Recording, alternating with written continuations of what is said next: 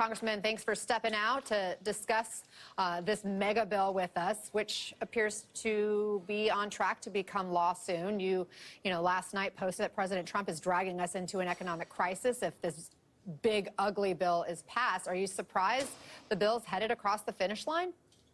No. I mean, the Republicans they're really no longer a political party. They are a cult that follows Donald Trump. And whatever he says, they will do. So it really doesn't surprise me at all that they wound up passing it. But I think Hakeem and Democrats for weeks now have done a good job of explaining exactly what this does. It cuts health care for the American people. It cuts food for the American people. It cuts services. It's going to close hospitals in rural areas all across this country. And for what? To drive up the debt by $3.5 trillion? This is an incredibly irresponsible piece of legislation, and I think Hakeem's doing a good job of explaining that right now. You and other Democrats have been railing against this bill since it was introduced, and Jeffries has slammed it as toxic. He called it a scam, among other things, but almost all Republicans voted for it in the last round of votes. Only one voted against it. So I keep on coming back to this. If it's so bad for their constituents, why did Republicans want it to pass so badly? Well, your commentators said because Trump wants it. And they are more afraid of Trump than they are of their own constituents. I mean, I've never seen anything like this. But why does Trump want it if it's that bad for Americans and for his party? Oh, gosh, that requires an incredible amount of psychological analysis. I think what Trump wants more than anything is he wants the tax cuts. He wants the tax cuts extended. And then I think he wants to have a tiny nod to fiscal conservatives that he's willing to cut some things, even while he adds $3.5 trillion to the debt.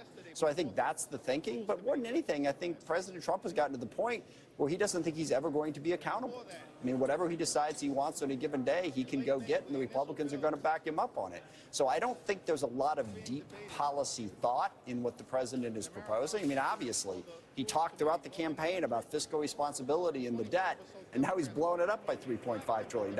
Believe it or not, Donald Trump himself has said, don't cut Medicare.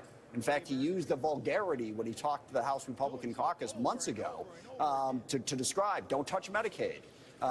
And here he is touching Medicaid. So I don't think there's a coherent set of policy thoughts here. I think it's more like his whims from day to day, and then the Republicans just salute and go forward. And this is an incredibly compelling reason for the American people to look for alternatives to this. Forget what positions you support. Do you want to support a group of people who are about one person in a cult more than they are about the good of the American people? No, you shouldn't, regardless. Conservative, independent, liberal, whatever. That's not the way our country is supposed to be run. So what's your plan now? How can Democrats turn this moment into momentum? We got to take the case to the American people. Do what Hakeem is doing right now. I did a series of videos this week. I've done a bunch of interviews. Talk about how this is going to hurt the American people. I mean, personally, I am deeply concerned about our government moving towards an authoritarian government under Trump.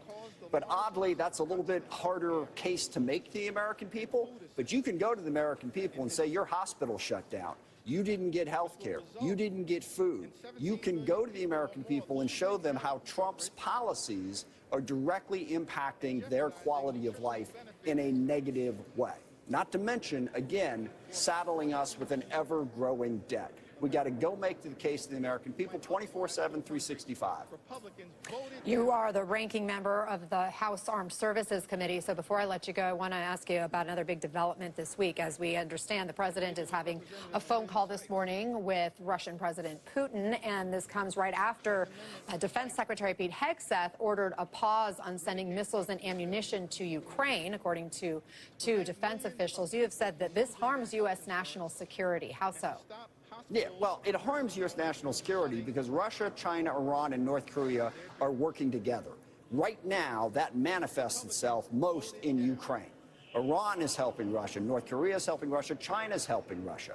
If Russia is successful in Ukraine, it strengthens all four of those countries, all of whom are focused on weakening the United States of America. This is the battle in that fight right now. And Ukraine, incredibly, because of their bravery and their tenacity, is holding off the Russians. If we can help them, we can stop the Russians and push back on this authoritarian drift across the country. To abandon them, is to empower Russia, to empower China, Iran, and North Korea. And it's really that simple. It is all connected.